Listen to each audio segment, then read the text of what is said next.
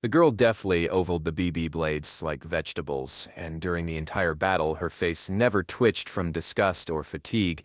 She killed the monsters without involving them in the battle emotionally. Oteye looked at the savior with bated breath. How cool she is. So deftly dealt with the tadpoles and did not blink an eye. This is Silasheva with her floating board like a watercraft, an additional part of her body. Time passed and the number of monsters did not decrease. The girl chopped off flagella, paws and tails, whistling cly and slurping sounds chopping, and the neatly cut pieces of flesh quickly fell into the water like a chopped chicken from under a knife. She and the cook's soup spilled another bloody rain that stained the girl's tired face, but it turned out to be nothing to her. How come the white-haired noticed how two more tadpoles swam up who looked at her with horror that they made the wrong choice again when they pounced on her swing of the blade, and now the gray body is cut in half. The second girl cut salivary cut the head first lengthwise and then crosswise. The savior was wielding swords with all his might near the half of the destroyed boat, where the children were hiding. Only one tadpole was not finished off, deciding to try his luck. He rushed at the brother and sister with a wild roar, but no such luck. The white-haired girl again stamped her foot on the paddleboard, accelerating to the required speed. The girl jumped into air and with a swing thrust both blades straight into the blunt head of the attackers. The body of the monster finally fell silent. This was the last bastard. The girl with a slurping sound pulled both blades out of the corpse of the tadpole, all covered in blood. She turned around on the battlefield, hundreds of bodies of slain monsters drifting, serenely polluting the waters with her blood. Only after making sure that all the creatures were dead, the girl calmly exhaled and hid the blades behind her back. Then she raised her heavy gaze to the rescued children. They looked at his sister with apprehension. He did not. What to do next? The stranger is going to mince them or spare them. Who is she? Can she be trusted or not? In theory, the white-haired one can't be bad, since she saved them from certain death, but when she shot at the tadpole with a harpoon, it seemed that the girl didn't even aim and hit without looking. But the arrows could have hit both him and Lita. Does this mean that their savior is still an enemy? In the meantime, the stranger suddenly spoke. She said that the kids were very lucky since they met the harpooner on the open sea.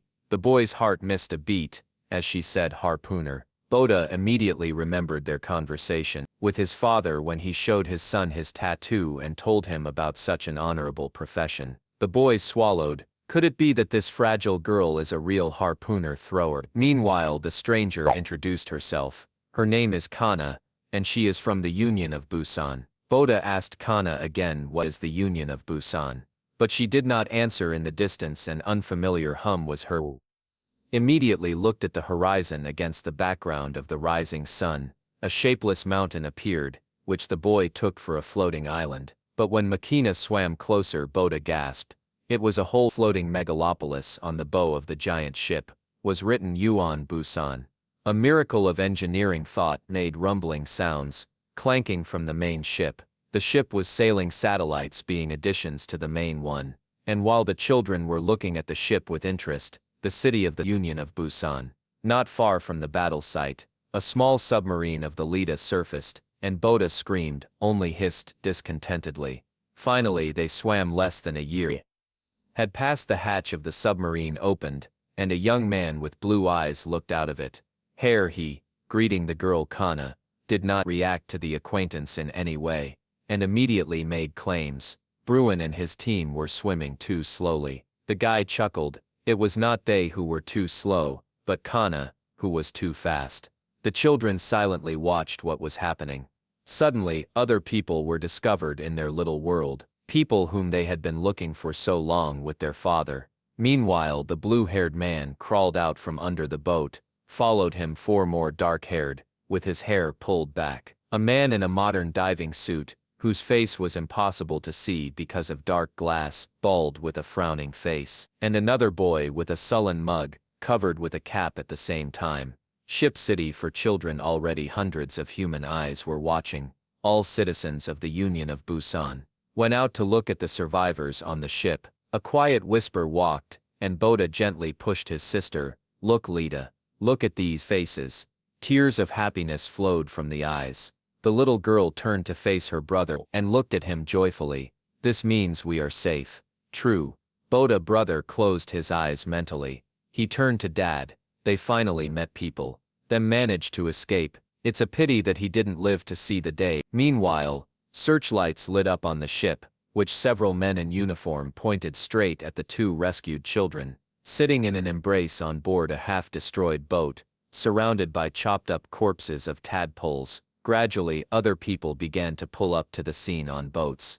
The blue-haired man and his comrade, in a diving suit, had already left the deck of the submarine and swam up to the girl on sup boards. By this time the children had already been transferred to the boat and covered with a blanket, so Boda Aelith silently watched as Kana was giving orders to the people she wanted them to inspect all the nooks and crannies underwater and make sure that not a single __ was left alive. Suddenly, the girl put her finger to the kuhu and pressed the device. Apparently someone was talking to her on the radio. This person turned out to be Dr. Voigt. He and his comrades were just inspecting the depths looking for surviving creatures. The doc praised Kana for the clean job. The area around was safe for the group of divers. The only thing left on the bottom was evenly diced bodies. The man frowned that Kana was such a meanie. Couldn't she leave him alive? Then Brune intervened in the conversation, saying that Kana wouldn't let a single sea monster survive. Meanwhile, Voigt swam to the crevice and hissed out of all the harpooner of these tadpoles it was Kano who had the misfortune to meet the man, carefully examined the broken clutch of eggs of unhatched monsters. If all these bastards had come out into the light, then the Union of Busan would have been in big trouble. Then he checked with Kana over the radio whether it was hers. The white-haired one was silent for a moment and answered negatively. She was not in the know at all. The salary of eggs on board the half-destroyed boat where they found the children was the blue-haired one. He was busy pulling arrows out of the bodies of the killed monsters. It was not right to throw shells around at such a time. Then Brune looked closely at the faces of the killed ones. Ugh, what an abomination. He had never seen such ugly sea monsters before. I wonder what kind of species this is. Meanwhile, the expedition to the seabed was in full swing. One of Dr. Oida's subordinates found something interesting. Kana and Brune listened to the progress of the operation. It turns out the diving team discovered a mutilated monster was at least 50 m long. Kana and Brune's faces turned white. Can't see. They didn't hear. We're talking about one of the 7 sea devils. Yes, I'm sure it's Trub Kintrasi. He is much bigger than rumor. Say you killed him too alone. The girl was stunned with surprise. No, she didn't do that either, Doc. Persistently continued the interrogation. If not her, then who? The white-haired girl glanced at one of the corpses in the jaws of the reptile. Something similar to was stuck sword. Kana shuddered, recognizing the weapon. Then she turned around at the sound of the engine. It was a boat sailing away with rescued children on the boat. A short man with a black mustache approached the children. He was holding a tablet with a questionnaire in his hands. The official clarified the names of the victims and then asked how long they had been drifting in the open ocean. Then he critically examined the children. Judging by their appearance, it seems that there are clearly quite a few. Bodo looked closely at the man and said that they had been drifting for about 10 years. It turns out the mustachioed man was very surprised how these two managed to survive for so long. What good fellows. Suddenly the surprised tone changed to arrogant and the employee tapped the boy's head with the tablet. He expected to hear such words. Yes, it's even children in their time look down on minor civil servants. Now let Boda answer the truth. Since the Union of Busan cannot have false information, the energetic tapping of tablet on the head tired Boda and angered Lita, so the girl raised her hand and pushed away the annoying adult. Everything Boda said was pure truth. The man did not expect such behavior from the little one, so he barked loudly. How dare she yell at him? Does she even know who he is? Lita answered carefree. Of course, a minor civil servant. From this innocent childish spontaneity, the mustachioed man pressed hard on the tablet with a pencil and punched a hole in the thin plastic. How annoying these little ones are. Sweat realized that it was necessary to save the situation, so in time, Zero information that Dad was with them before the sea monster grabbed him and dragged him away. Hysteria came to his throat again, and the boy could not hold back his tears. Hearing this civil servant with a stony face, he made notes on the form. He clarified the information, whether there were really only 2 of them left, and then put a bold dot on the paper. Well, it was time to introduce himself. The man's name was Leaky Ho, and he worked at a refugee center. His job was to look after the newly arrived brother and sister. While the man was talking about this, he closed his eyes, so as not to see Lita, who was making faces at him, and then said that the children should not be shy about asking questions. Odie also got tired of watching his sister's antics, so he pushed her aside and asked an interesting question. Who were all these people? Kehoe glanced at the half-destroyed boat, where men in uniform were bustling about. This is the harpooner Bodo swallowed.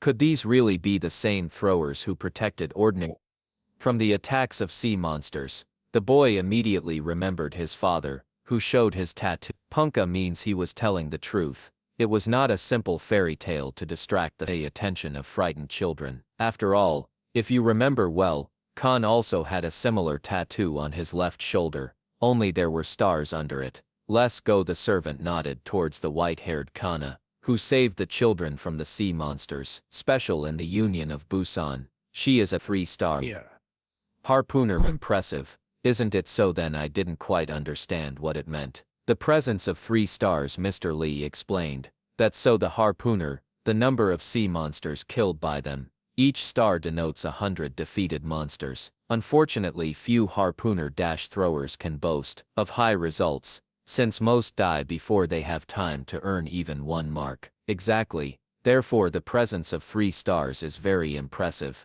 and says a lot about the bearer of such a tattoo. This means that the girl killed at least 300 monsters. Boda wondered if he understood correctly that 6 stars under the tattoo would mean 600 killed monsters. Hearing these words, the civil servant burst out laughing. 6 stars is impossible. 4 stars, the maximum in the Union of Busan. If there was a 6-star harpooner somewhere, then this person would have already become a living legend. The boy looked dumbfounded. He definitely remembered his dad's tattoo with 6 stars. There can be no mistake. Soon their boat was caught up with on paddle boards, Kana Bruin, and a man in a diving suit. The white-haired girl shouted to the gentlemen whether they were given permission to land, and now they can't change the ship. The civil servant waved his hand. Suddenly, Kana's tenacious gaze stopped at the boy. She looked at him for a long time, as if looking for familiar features, but the eye contact did not last long, and the girl turned so that the guy could see the sword hanging on her waist. With the sword forgotten by the boy, Vought cried out worriedly, seeing his loss at harpoon arrows. He had never seen such ugly monsters. I wonder what kind of species this is. The girl involuntarily remembered what she had to endure in childhood. The boat they were on was blue hair, was terribly similar to the one that was once attacked by a huge crab scutum. Because of its hard shell counterattacks, people on it did not work, and everyone on board died. Brun said that according to rumors, all harpooner from the Union of Busan then went hunting for him. However, the girl objected that this mega crab was not killed. Harpooner scutum devoured people one by one, tearing human bodies into small pieces, and then simply went home, having eaten his fill. Bruin smirked arrogantly. Does Kana really believe in those fairy tales about refugees? The girl's face became even more serious. This is not a fairy tale, but a real reality. Kana.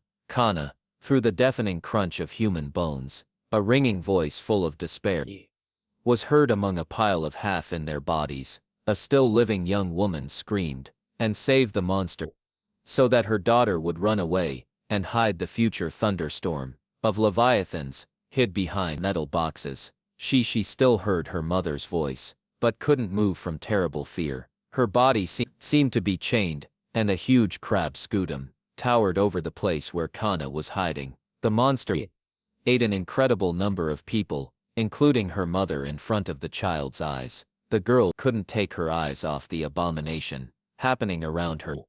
The blood of the unfortunate people flew out of the monster's mouth In streams, red drops covered the deck containers, and the only survivor fear, despair.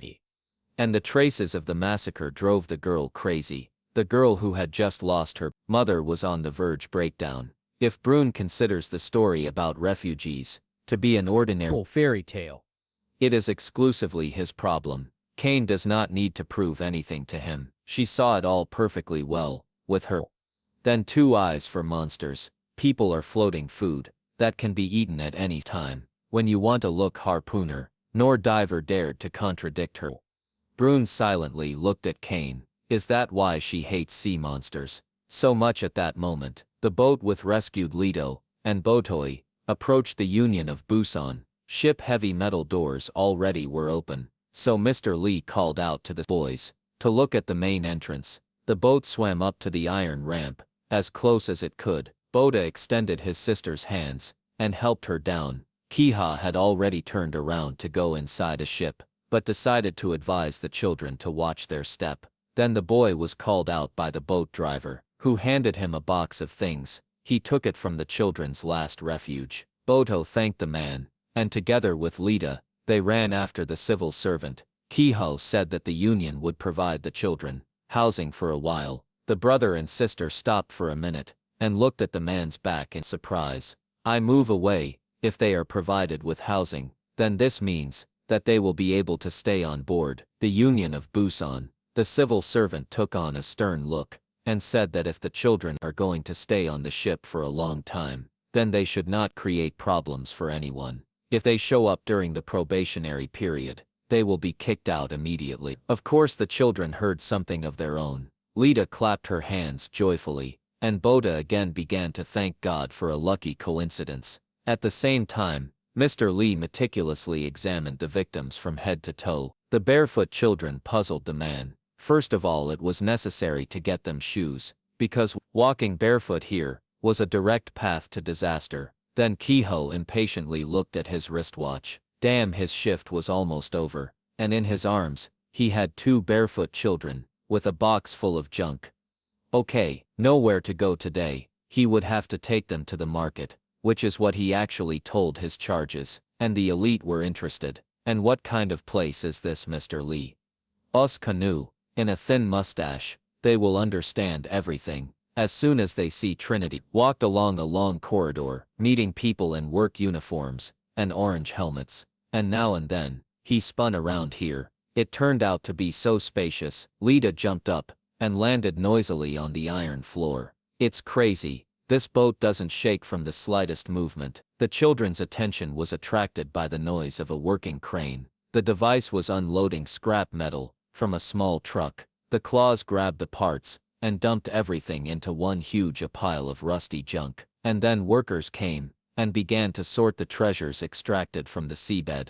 Voto was very surprised that the people on the ship Union of Busan also used the treasures extracted from the ocean. The smell of rust and oil was in the air. The men in masks were working with some kind of tool that erupted. This spark metal parts were connected to each other. The sullen Kiha warned the children to stay close to him, otherwise they would get lost. For some time they walked in silence. Boda nevertheless decided to look around again on the lower tier. He noticed huge orange devices for moving along the seabed, as well as people in gray robes who were writing something down on their tablets. Mr. Lin suddenly stopped near the door. He turned to the children and said that they had come instead of an appointment going inside. Before the eyes of the brother and sister, a long multi-story alley filled with shops and islands, with all sorts of things, stretched out. A human stream flowed along the alley. Lita and Boda could not believe their eyes. They had never seen such a huge one. The number of people in one place. Kiha led them past the stalls with fresh fish and food. They also met an old man, playing some kind of thing, like a violin, which produced a beautiful weeping melody. By this time the mustachioed man was already tired of urging on curious children, who were trying to linger near the next stall. His tired appearance indicated that this whole idea of buying shoes for ragamuffins was not interesting to him at all. Fortunately, they finally reached the section with shoes. A young man in a shabby bandana greeted the customers. He leaned over a pile of mismatched shoes and said that he would sell them 2 pairs for 30 nuts. Mr. Lee hiccuped nervously. Since when did the price go up? So much can't they make an exception for refugees, and make a concession? But the merchant chuckled arrogantly, and turned away. And what does it matter to him, whether they are refugees or not?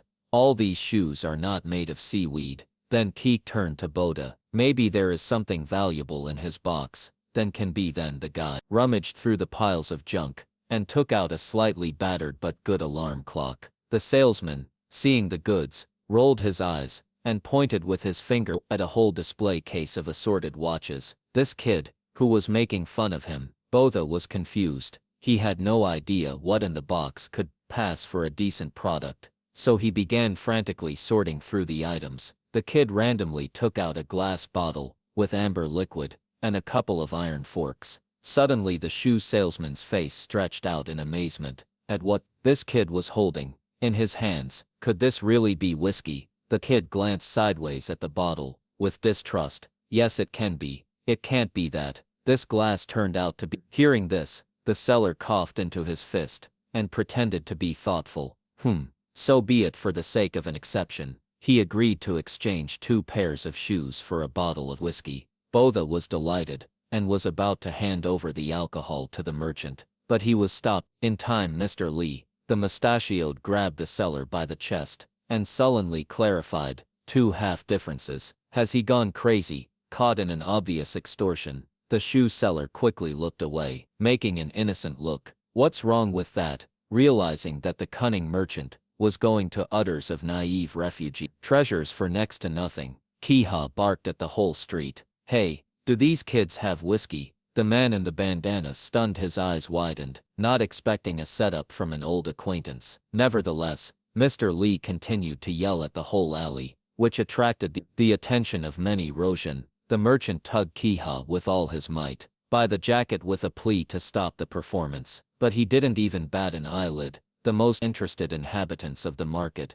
had already gotten close to Boda, and were looking at the precious artifact with surprise. It turned out that the bottle really did contain real whiskey from the last century, and the locals hadn't seen genuine alcohol in the crowd for a long time. There was a real auction. Someone offered 300 Gai, someone 500, and someone Toto, as much as 9,900. Fabulous sums poured into the bot, as if from a cornucopia. At some point, one of the potential buyers offered 1,000, and someone raised the bid to 1,200. The last amount of 1,600 was announced, and no one could beat it. As a result, Lita and Boda left the market in relatively new shoes. There was enough money for the food that Lita was carrying in a bag, and for a whole bag of items needed for the first time. Vodo could not get enough of his happiness. The people here turned out to be so good. Lita under DAC 0. Well, of course, because they were given so much money for just 1 bottle of whiskey. Suddenly, the girls' tone would plunge into senils. They knew that alcohol was so valuable, they would not have poured its contents into the ocean. However, Boda will encourage the girl by saying that at that moment, rainwater was more necessary than some alcohol. But the gentleman walking in front of him informed his charges that the prices for various goods will change depending on the situation in the city and in the ocean. The kids should remember this rule very well. The only thing you can trust here is money. The elite bots stood at attention, thus showing their guide that they understood the information. That's good. He finally slowed down the endless corridor, covered in tin, and stopped near cabin number 14. This is where Lita and Boda will be living in the near future. The door creaked open, and 2 children's faces peered inside with curiosity. Before their eyes there was a small room with a bed, nightstands, and a broken furniture set. Rusty containers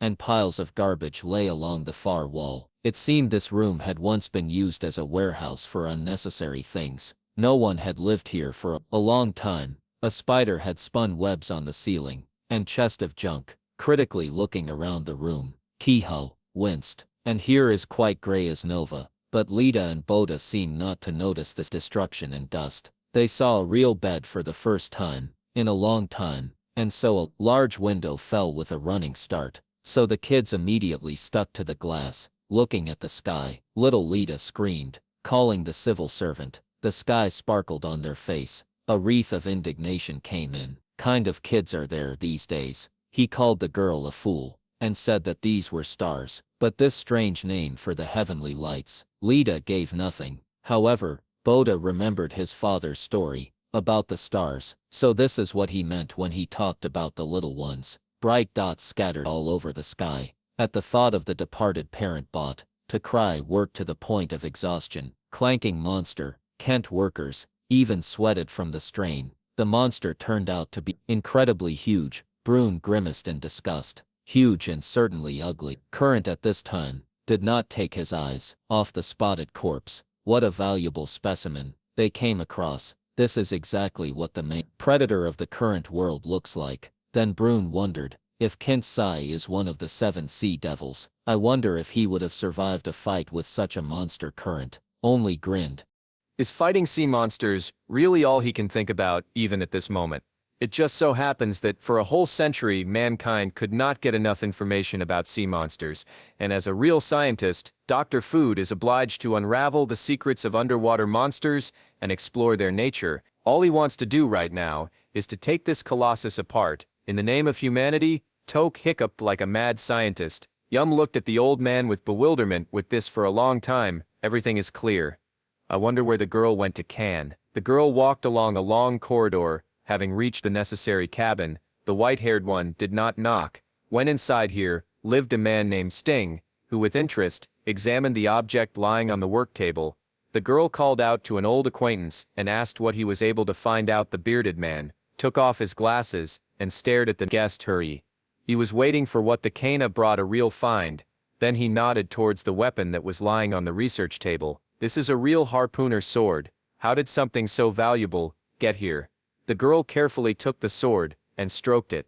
Reason, if this is really a harpooner sword, then its owner must be that person, Leviathan Slayer, legendary 6-star harpooner Theon Master, who was looking at Nakodka, carefully asked what Kana was going to do with him in the future. Harpooner Sting, and quietly said that a bloodbath would soon begin, and the newly arrived children should not stay on this ship for their own good. Baby Kalita was already sleeping on her hind legs, but Boda could not take his eyes off the night sky. He went to bed for the first time in his life, looking at the stars. Local people told them not to worry, because the harpooner with star marks on his hands protects this place, but for some reason the boy still could not sleep. From the cabin came the sounds of a whetstone blades cool down, resting Dia on a ledge, similar to a windowsill, and thinking about the life of Kin Trasi. One of the 7 sea devils is dead. If you remember his corpse, you can see that the battle wounds stood out strongly on the body.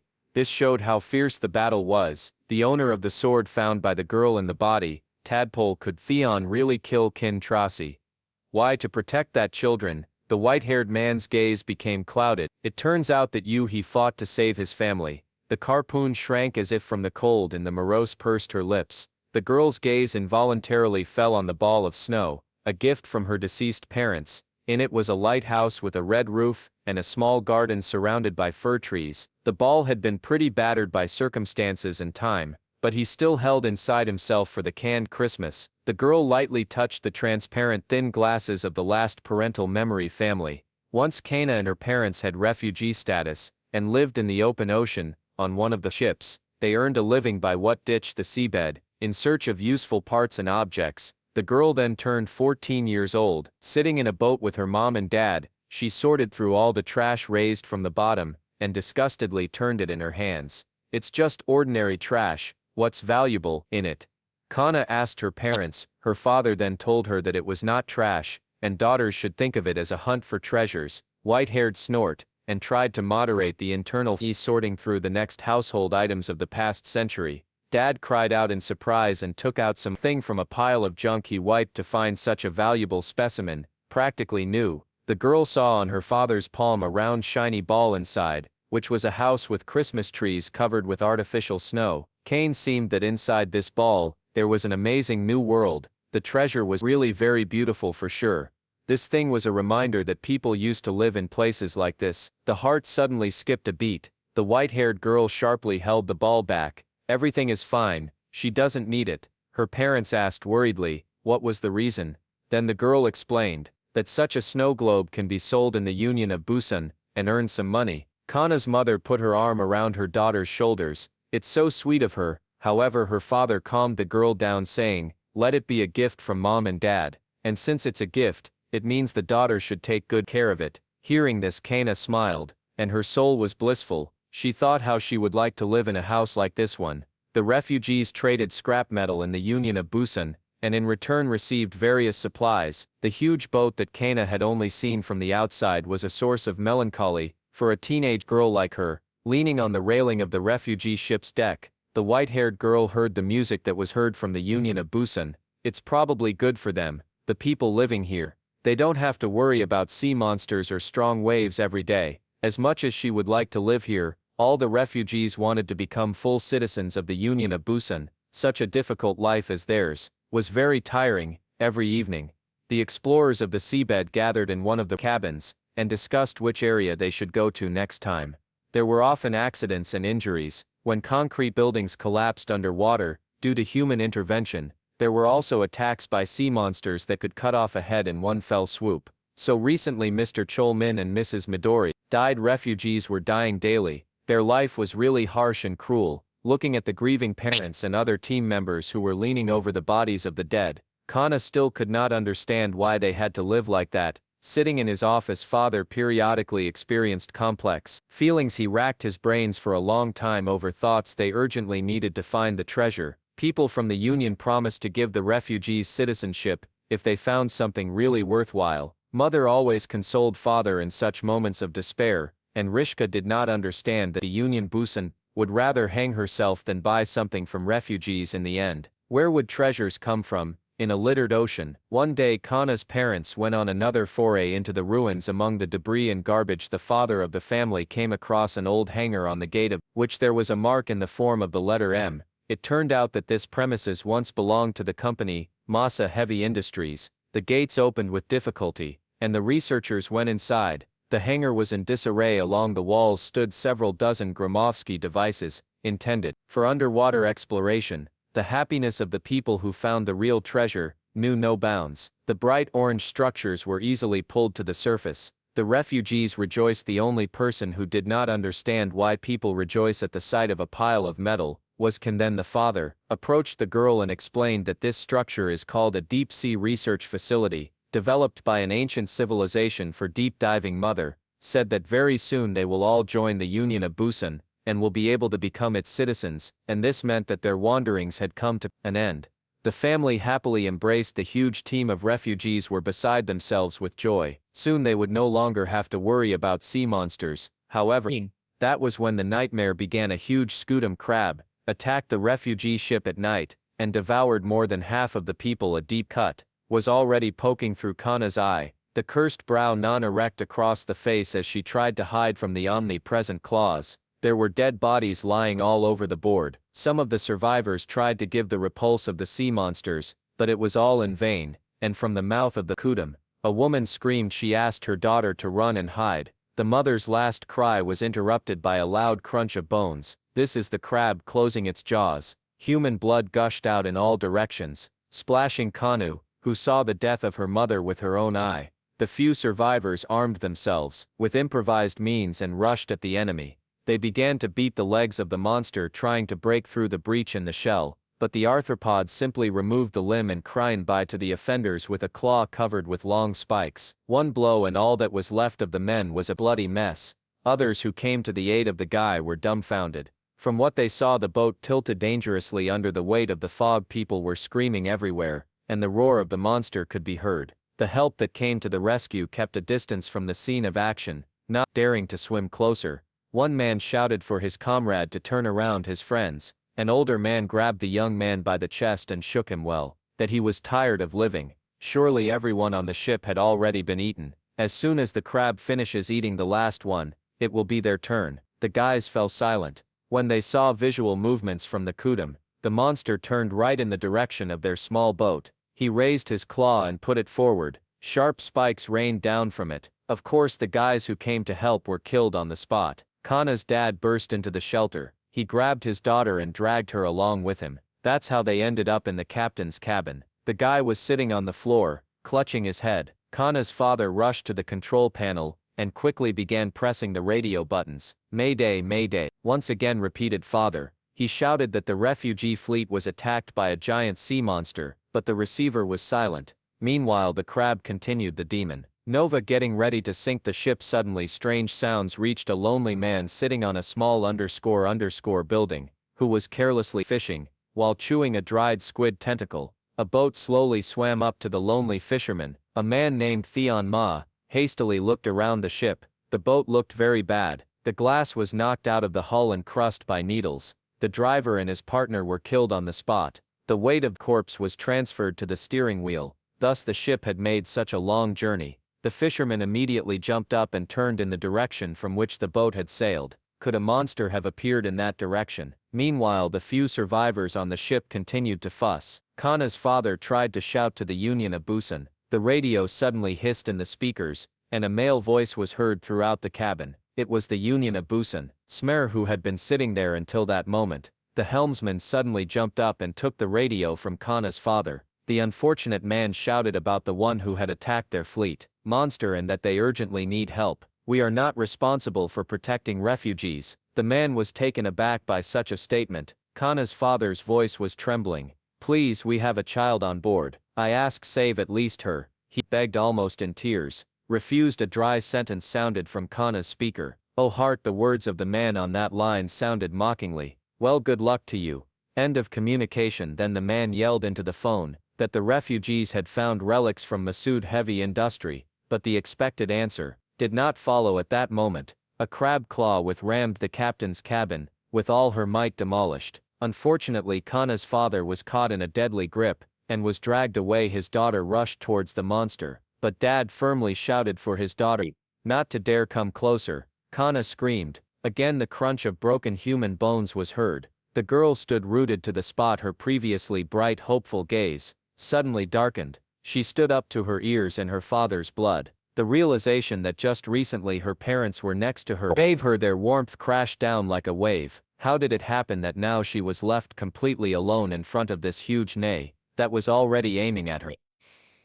Why did all this have to happen to them? The crab aimed to leave after the dead parents, and closed its eyes. The claw crashed down on the deck, but the girl did not feel any pain. Someone grabbed her and dragged her away from the crash site. The savior carried Kanu back to the captain's cabin, and left him in the care of the frightened helmsman. The unfortunate Koloshma, the strength as if in a fever from fear and panic, he somehow managed to ask who the young man who had come was. He immediately introduced himself. His name was Tun Ma, and he the harpooner of the Union of Busan. Kana and the frightened man stared at the huge sword behind their savior. There was no doubt this was the weapon used by the throwers. Kana's empty gaze drilled 1 point. Tun Ma, the harpooner of the Union of Busan, flashed through the girl's head and firmly fixed in her consciousness. This image she would never forget. Meanwhile the frightened helmsman inspired the name of the stranger. Could it be that same famous Tenma had come to their aid? How strange it seemed to him that the Union's leadership had refused them reinforcements. The man began to look around in search of others. "Harpooner, you." He in turn held himself calmly and confidently. He told the survivors that this ship would soon sink to the bottom, so they should take a lifeboat and swim away, while he himself would distract the giant monster. The refugee was again seized by panic. "It can't be you. Came here alone you." He, without answering, went out to meet as a huge chitinous creature. Raged the desire to destroy the monster in turn. The speck did not wait, but attacked first, swinging a huge claw, and he assessed the enemy, critically frowning his thick eyebrows. The sea monster looked pretty strong. I wonder if his sword would pierce such a shell from the first blow. The harpooner was able to dodge. He swung his blade and cut the lifeboat in half at once. "Why did it fall into the water then you?" He looked back at the survivors, giving them a sign that it was time to leave. The monster roared, preparing for another attack. The harpooner swung and spun around himself at lightning speed, hitting the claw with the ball. It cracked slightly. The man took the blade to the floor. Damn, the chitin turned out to be stronger than expected, and the sword left only a small scratch, which means he'll have to work hard. Theon felt for a small switch on the weapon's body, and moved the lever to the maximum power level. The blade hissed, releasing a gas rue. "Come on, let's try again." As soon as you said these words, the monster got very close to him and lowered its claw onto the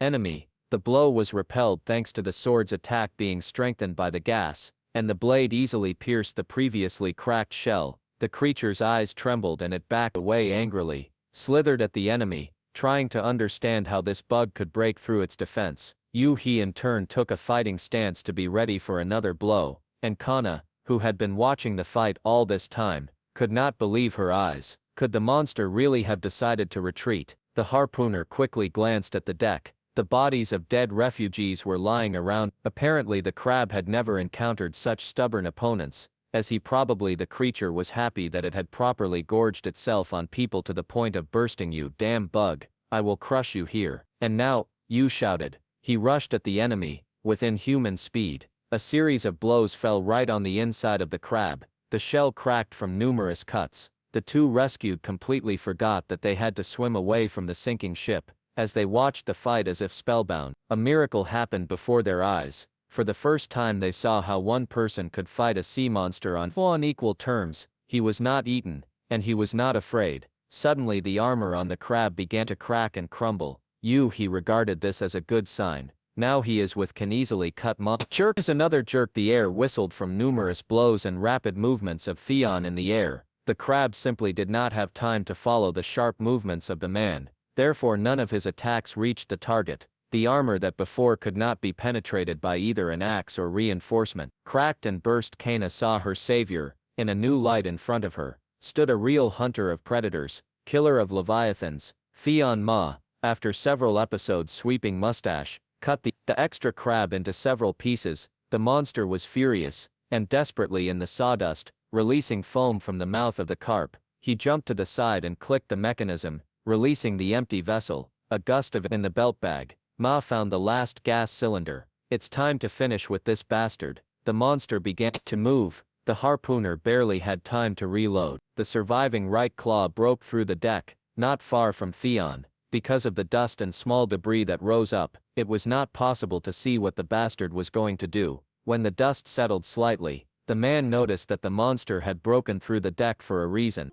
He had pulled out part of the ship engine. Small parts fell to the floor with a clang. Water gushed out from the resulting crack in a powerful stream. The harpooner shouted to the survivors that the crab was about to capsize the ship. But he was very wrong. The monster swung and launched part of the engine into the captain's cabin, where the helmsman and a teenage girl were. A massive projectile blew off the roof and fell apart inside the room into pieces. Seeing this sudden prank, he got angry and rushed into an open attack. The helmsman somehow got out of the wreckage. He was badly battered, but there were no serious injuries. Everything was swimming before his eyes. His mind was about to switch off. A clear girl's voice reached the man. It was the Kana screaming, which was buried under the debris, and she could not get out on her own. However, the helmsman looked at the victim in fear, turned around and ran out of the captain's cabin. The girl screamed at him, "Trace!" but the coward did not even turn around at the same time. He was fiercely fighting with the crab, attacking it from all sides. At some point the harpooner stopped and looked closely at the monster.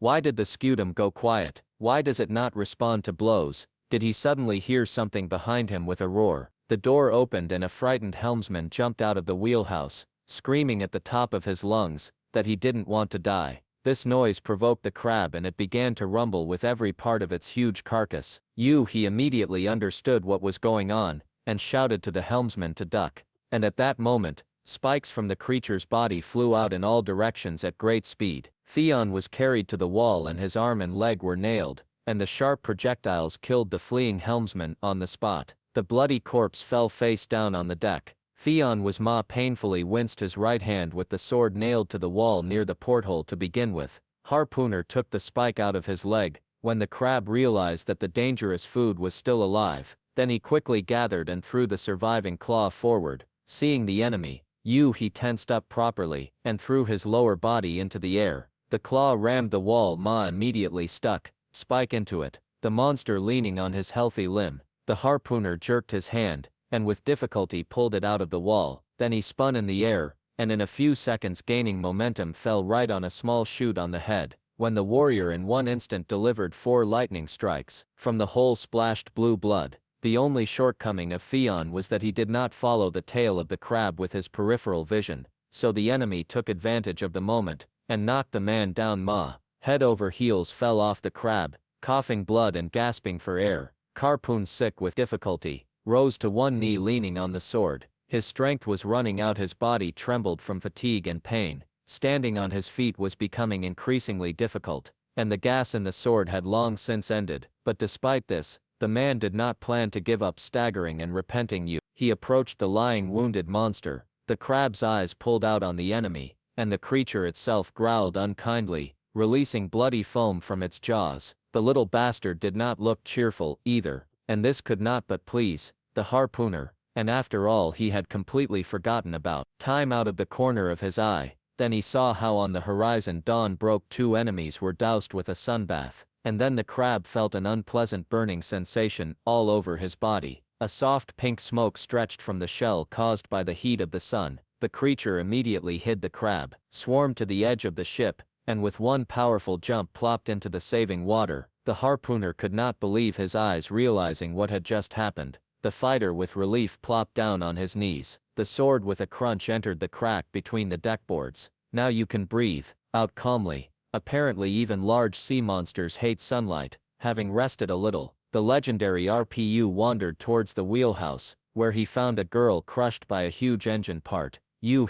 How should have tensed up and lifted the bulk of the can, safely got out of her confinement. A little later, they went out on deck, where they were met by a new day. The sun brightly illuminated the endless water surface. You killed him. No, this bastard ate all the people and left as soon as the sun appeared on the horizon. The girl's voice seemed colorless and inexpressive. She spoke evenly and calmly. He will return? Asked the white-haired. Her savior sighed. Who knows then? You. He hugged the rescued Naya by the waist. Isn't she happy to meet another day? Can answered. No, I'm not happy at all. At some point her voice trembled from a surge of rage and anger. What is there to be happy about when Mom and Dad were eaten by the escaped monster? And he stroked the girl on the head. What Kana went through was really hard. When the sun was at its zenith, to the place of the shipwreck, the harpooner of the Union of Busan swooped in. They sailed not at all to save the surviving people, but to take the relics. Kana was taken to the authorities, and seated at the table in front of her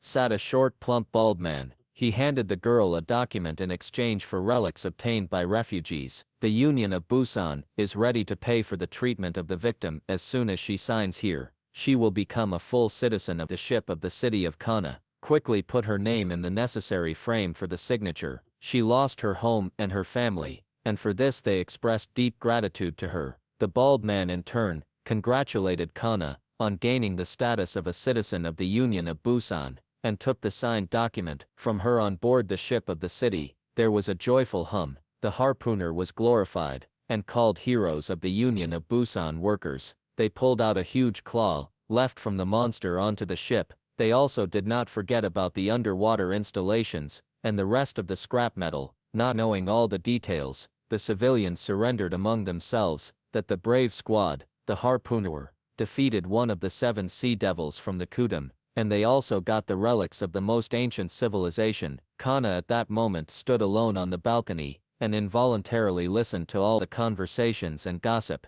None of them cared about the dead people, thanks to whom all these riches ended up here, because for the citizens of Busan, life, simple refugees, meant nothing. Thinking about it, the girl came down from the balcony. As soon as she turned the corner, she heard a strange conversation between several men in uniform. Kana hid, and decided to eavesdrop what the passers-by would talk about. Thanks to her secrecy, the girl learned a lot of interesting things. One young man named Dohu broke up about refugees and their holy simplicity. They say they are ready to work for free, just to get citizenship. Who would have thought that they would actually find the relics of Masood? By the way, yesterday, the murdered refugees sent us a signal. SOS true. Yeah, and you know what I told them? Refused. Kana caught her breath. What a chatty tongue. Dohu did not stop. Since all the refugees died, then the harpooner of the Union of Busan, in fact, received the relics for free. The laughter of people in uniform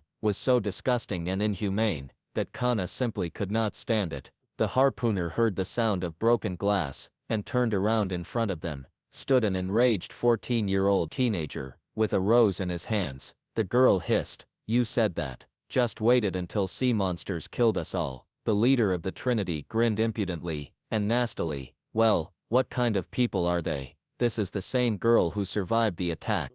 An unkind light flashed in his eyes, and he decided to ask the survivor what it was like to get citizenship, at the cost of her own parents' lives. At that moment, Kana made the main mistake. She fell for the provocation, shouting, "I'll kill you." The girl, without thinking, rushed straight at the leader of the Trinity, but the Dohu will not cover the body's back, and fell to the floor. Then she felt the chains and male fingers close around her neck. He spat out every word in her face. He thought that all refugees were savages. Now let the girl listen carefully. The main rule: resistance. Harpooner is a serious crime. The boar put handcuffs on Kanu, forced her to kneel, and put her face down, so she found herself in a vulnerable position, surrounded by 3 adult freaks. They could have executed her on the spot, if they wanted, but instead they will tell her about some of the local laws. The harpooner is justice. 3 dark silhouettes towered over the poor girl, but even despite her position, Kana began to laugh, maniacally. Justice, when we asked for help, you turned away from us, and after that you dare to call yourselves bearers of justice. Damn cowards. The last phrase did not please Dohu, so he raised his knee, and with all his might hit the girl in the stomach. Kana screamed in pain. A few drops of blood burst out of her mouth. This blockhead seemed to have torn something inside her. All 3 men pounced on the defenseless girl, and began to beat her with their feet. The leader of the tier is the loudest of all, threatening to teach the degenerate by the hand. The whole trinity of scum sharply turned towards the uninvited guest. This person turned out to be Theon Ma. At the same second, the wounded hero spun like a top, and scattered the bastards, who flew off several meters, and landed right in the piles of scrap metal. Kana screamed, "You!" He stopped, not far from the girl. "Block her with your body." The man looked so-so, of course. On the face, a bandage head screw with a crutch, but even so, he was still able to overcome 3 healthy foreheads about the World Cup.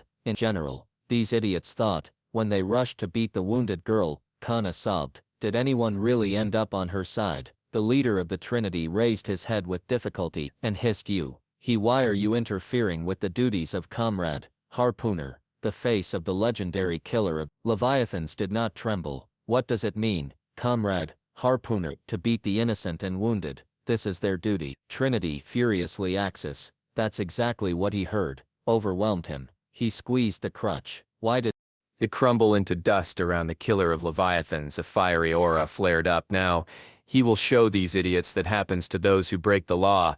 Men in uniform, scared with a sip. One of the henchmen, Daho, stuttering, called the leader to retreat. They still can't handle. 10. The blockhead chuckled his sucking rights. Leaving, he threw to the opponent at the end.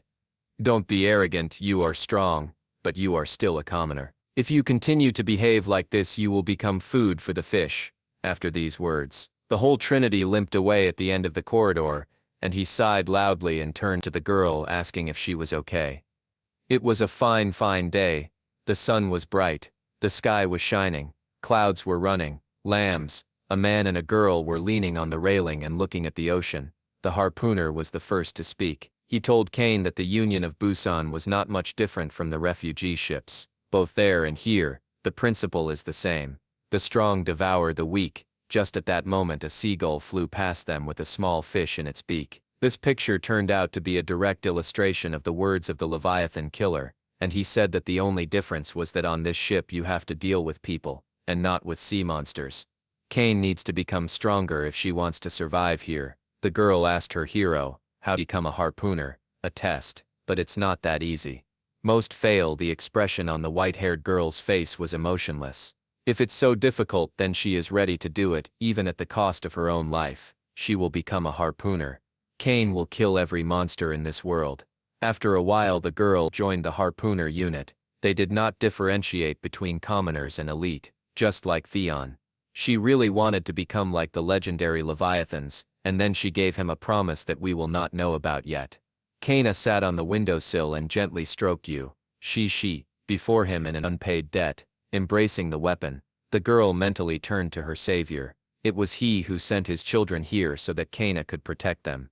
The sunrise howled the ship's siren. A flock of seagulls rose the air of familiar places, and from the loudspeakers a recorded speech was heard. The Union of Busan is protected from typhoons and sea monsters. We, the chosen ones, must fulfill our duties, so that make possible the revival of the great union of Busan. Let's work together for a bright future. A crowd of people walked one after another along the corridor from above. The harpooner watched the walkers. It was time to work in the scrap metal warehouse. It was noisy and bustling. Botha ran up to him. A mustachioed man in a helmet was sitting, and asked if there was any work here. But the mustachioed man did not hear the boy. The first time, because of the clanking of metal, he had to say the question. Again, I came for the sake of work. Finally, the man howled from the car, and looked at the seeker with an appraising glance.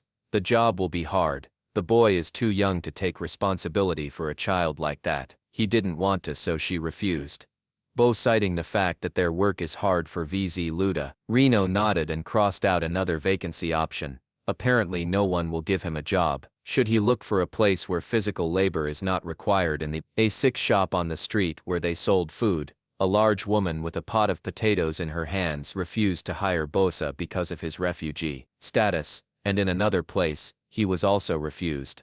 Bosa sighed heavily. Suddenly he heard plaintive, weak voice. He turned around and saw an old woman in shabby clothes. She was sitting with her hand outstretched and asking for food, because she had not eaten for several days.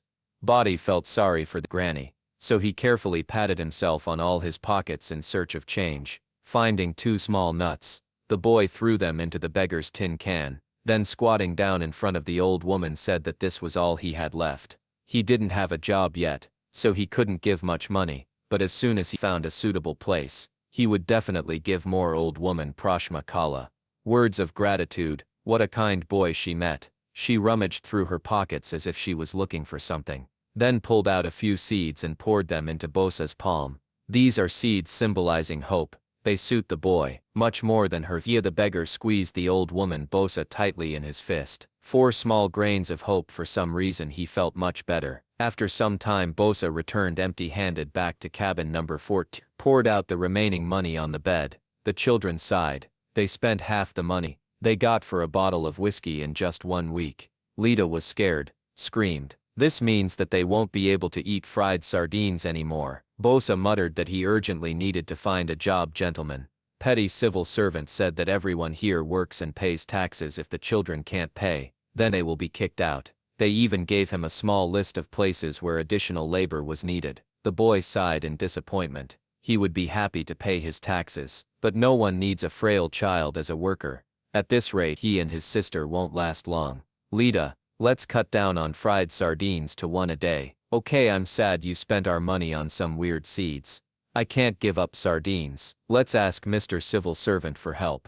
The door to the cabin noisily fell open, and Mr. Lee came inside. He sympathetically asked if the boy had managed to find a job. Lita jumped for joy. Remember the sun. Here is the ray. Bosa briefly told about his failures. Kiha could not believe that all the employers he knew had refused work for a child. The man thought probably he has no choice. Will have to use his influence. Well, he has something in mind. Quietly asked the boy if he is ready to work in a very dangerous place. Bosa confidently answered, yes, more dangerous than surviving alone. In the middle of the ocean cannot be. Sir Lee took the boy to the lowest floors where the plumbing block was located. The gray-haired man with a lush mustache carefully examined the applicant's resume. Strong, healthy. So you said. Kehoe pointed at tensed-up Bot. Gray frowned. Where to him? Damn it, appoint this child. He again dragged another refugee to him. Isn't that how Mr. Lee gently persuaded his friend to take the boy to work? Look at his muscles. Come on. Strain harder. As if he strained all his strength. It looked like a bicep. It's quite a pity. Mr. Lee pointed to the strong muscles of the boy shaking from the strain. You see, yes, these hands are simply made for the work of a mechanic. The gray-haired man looked at this cheap performance of 2 clowns and covered his face with his palm. What a circus. However, there was nothing to do. Nowhere. The head of the plumbing block reluctantly agreed. He will try to give the boy some work. Bosa jumped with joy. Finally he had a job. In the meantime Mr. Lee turned the boy towards himself and began to give instructions. Bosa must work a lot. Sir. Yes sir. Then Kiha asked if the boy remembered that the most important thing here is money. The boy shouted cheerfully in response. Mr. Lee's face became serious. He said that sea monsters can be the most terrible creatures in the water, but the most terrible thing on this ship, poverty. The Union of Busan can protect people from typhoons and sea monsters, but it does not protect from poverty or illness. Therefore it is desirable that Bosa does not forget about this for a second. And so the first working day began. At Bosa, a gray-haired man named Xvoronk called out to the boy that it was time for him to get down to business. The boy picked it up and ran after the boss. In the compartment it was noisy. Bosa Day gave out the necessary tools and determined the scope of work today. They will replace the old pipes with new ones. Suddenly one of the pipes started to leak and doused the boy with clear waters. The young guys working next door immediately grimaced and pinched their noses with their hands. God, how it stinks. The guy in the hat looked at the drawings.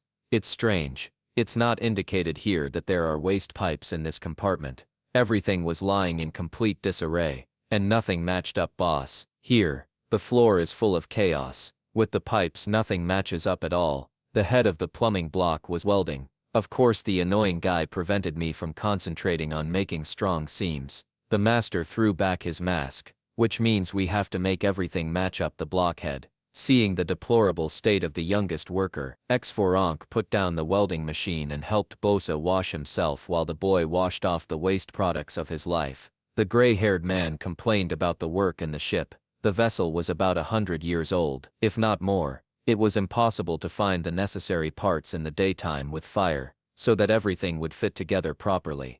And he had been working on this ship for 40 years already. Then to carry on with the assigned work, Bosa decided to ask the boss who had built this ship after all. The boss Xvoronk knew the extensive history of this vessel, therefore it was not difficult for him to tell something to the inquisitive mole. The Union of Busan was built before the flood. People living in those days knew how to create ships much larger than this. It was an amazing society. But even they could not prevent the fall of comets and ice fragments that fell to the earth after the comet's collision with the moon. And then the water level began to rise. After 70 years of constant rain, as the sea level rose faster and faster, people began to unite ships. Their ship was named Busana in the hope that one day he would return to the city of Busan. Then a young man in a hat intervened in the conversation. He added that this ship was older than the boss Xvoronk, so if they did not maintain it in good condition, then it would instantly go to the bottom of the boat. Stared at one point trying to digest all the information received.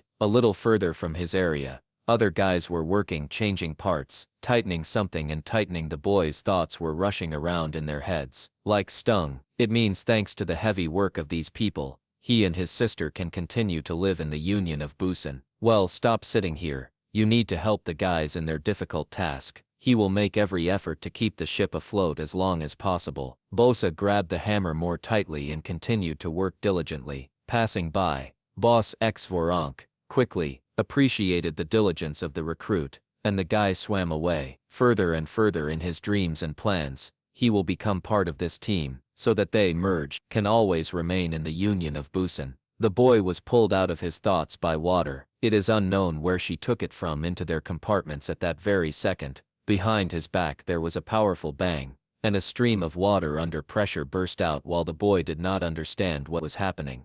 The guy in the hat guessed that it was a backflow to the noise. Boss X Raven came running. So that you, what the hell is going on here?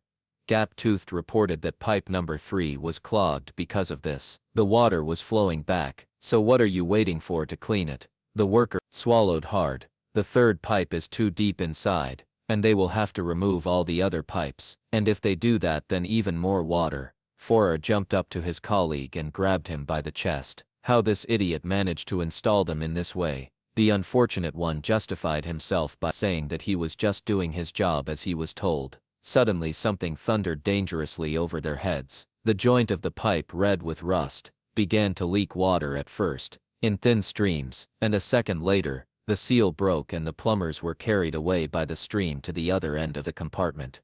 The pipes began to burst, one after another. The water level in their block was at a terrible speed. Boss X Funnel somehow got to his feet.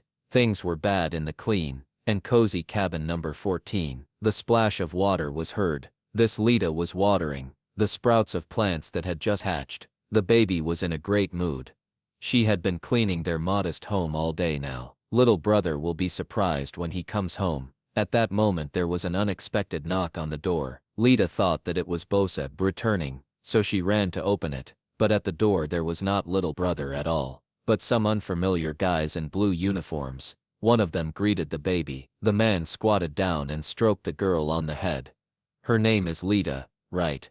She nodded without a second thought. For some reason, the stranger chose to hide his face behind the peak of his cap. He continued to say that the girl is an exact copy of her mother. Hearing this, Lita exclaimed, "Does a man really know her mother?" The stranger quietly grinned and replied that he knew her well enough then. He raised his head, showing his face a scar coming from the left corner of his lips, as if they were lengthening. His father water in the plumbing compartment, gushing from everywhere. Rusty pipes. Those who had served faithfully for over a century had finally served their purpose. The water level had already reached the waist of adult men, and was gradually rising. She was not happy about the upcoming prospect of drowning on a ship on her first working day. Bosch the Raven stared hopelessly at one point. If the water reached the engine room, they would all be finished. It was decided. The veteran mechanic stood up and shouted to his colleagues that he was going to go down to pipe number 3. Let them give him the necessary tools. The guy in the hat muttered warily that the boss would not succeed. After all, it's impossible to get in there with a body like his.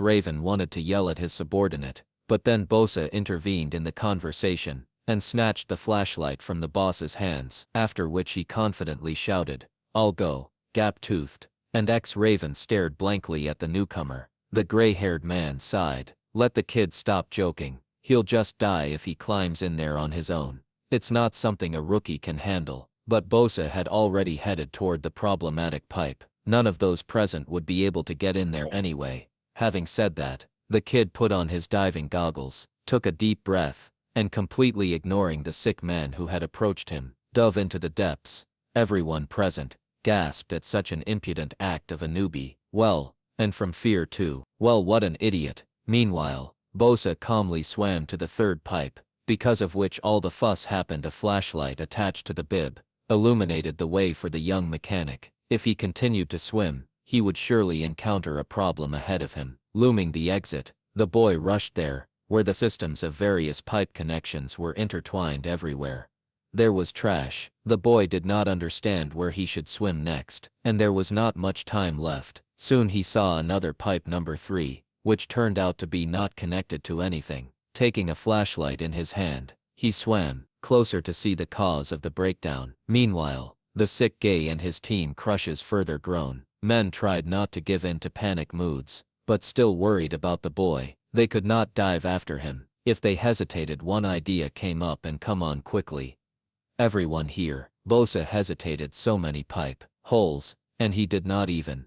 He managed to ask his senior colleagues what he should do. Maybe he should go back. Things are bad. He can't help here in any way. It was in vain. He didn't listen to the boss. Suddenly, a dull noise reached the boy's ears.